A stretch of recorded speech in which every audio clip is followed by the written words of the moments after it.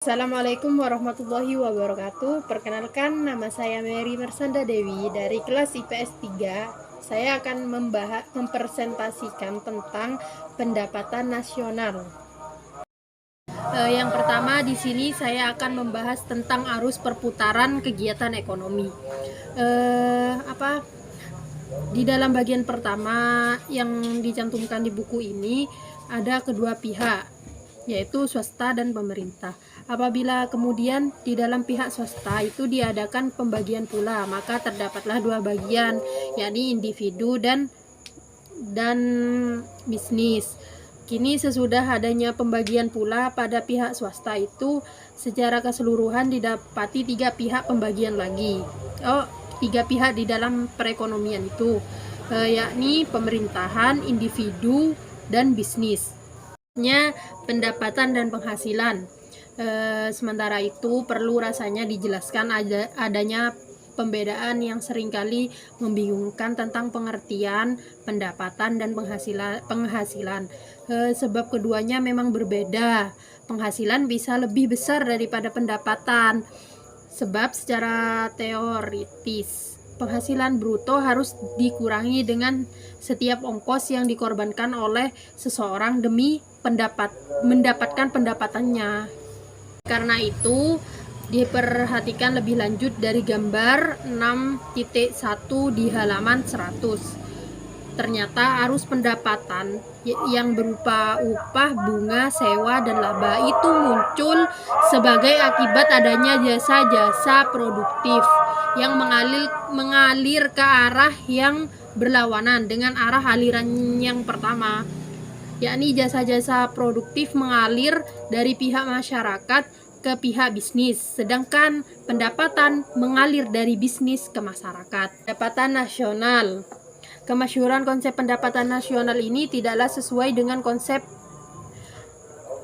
pengertian yang terkandung di dalamnya. Sedemikian masyhur konsep pendapatan nasional itu sehingga setiap orang, bahkan yang tidak mengerti ilmu ekonomi sama sekali, niscaya pernah mendengarkan tentang pengertian hanyalah sederhana saja, yakni pendapatan nasional tidak lebih daripada penjumlahan semua pendapatan individual. GNP dan GNI, alat pengukuran yang paling menyeluruh bagi output nasional adalah GNP, yang per definisi adalah sebagai berikut. Produk nasional bruto atau GNP adalah nilai semua barang dan jasa yang selama setahun dihasilkan oleh bangsa yang bersangkutan diukur menurut harga pasar.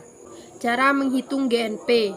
Cara yang paling mudah untuk membedakan output yang dapat dimasukkan ke dalam GNP yang tidak adalah dengan menanyakan apakah dikandung maksud ekonomis di dalam pembuatan output itu, yakni apakah output itu akan dijual atau akan dihasilkan hanya sekedar untuk hobi saja. Produk yang dapat dimasukkan ke dalam neraca GNP itu haruslah produk akhir. Untuk memahami pengertian produk akhir ini, harus kita lebih dahulu memahami produk adalah produk yang menjadi input bagi pencinta produk berikutnya. Dengan kata lain, produk antara produk yang masih akan diproses lagi dengan tujuan yang akan dijual. Produk akhir di lain pihak adalah produk yang baik diproses bagi maupun tidak akan dijual lagi. Selanjutnya, unsur-unsur GNP. Di sini unsur GNP itu ada 6. Yang pertama, upah dan gaji, bunga, sewa, laba, pajak tidak langsung perusahaan, dan penyusunan atau penghapusan barang-barang dan modal. Di dalam yang selanjutnya penggunaan GNP. Di dalam GNP produk yang ada di dalamnya itu terdiri dari berbagai macam. Semuanya itu akan dibeli orang. Mereka yang membeli sekalian produk yang menjadi unsur GNP itu hanyalah terdiri atas 4 jenis saja, yaitu konsumen yang membeli barang-barang konsumsi.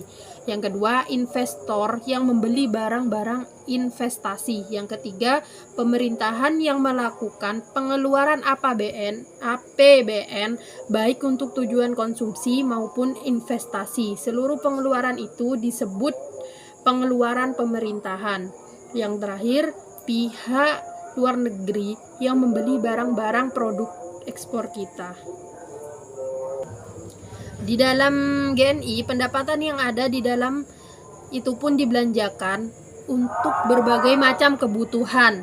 Di sini pun didapat adanya 4 pembelian seperti konsumsi, investasi, pengeluaran pemerintah, dan barang-barang impor dari luar negeri.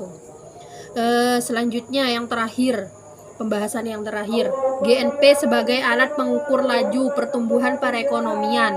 Sampai dewasa ini, GNP senantiasa dipakai sebagai alat pengukur kemajuan perekonomian. Sekian dari saya. Apabila ada tutur kata yang salah, saya mohon maaf sebesar-besarnya. Wassalamualaikum warahmatullahi wabarakatuh.